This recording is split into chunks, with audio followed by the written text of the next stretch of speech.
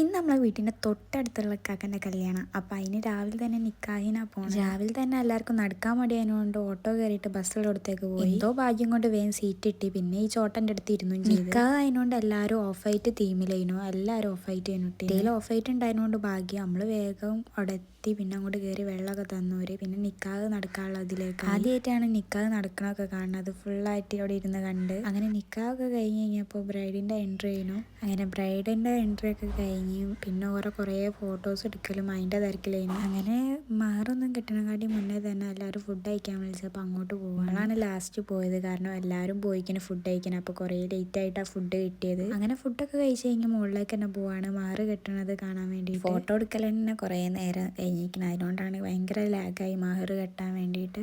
അത് കഴിഞ്ഞ് പിന്നെ നമ്മൾ ഫോട്ടോ അതൊക്കെ കഴിഞ്ഞ് നമ്മൾ അവിടെ നിന്ന് ഇറങ്ങി. പിന്നെ ബസ് ഇറങ്ങി കഴിഞ്ഞപ്പോൾ കുറച്ചും കൂടെ നടക്കാണ്ട് വരുമ്പോൾ ഓട്ടോ കയറിയില്ല. പിന്നെ അവിടെ നിന്ന് ഒരു സിപ്പപ്പും വാങ്ങി നേരെ വീട്ടിലേക്ക് വന്നു. അപ്പോൾ ഓക്കെ, പ്ലീസ് സബ്സ്ക്രൈബ്.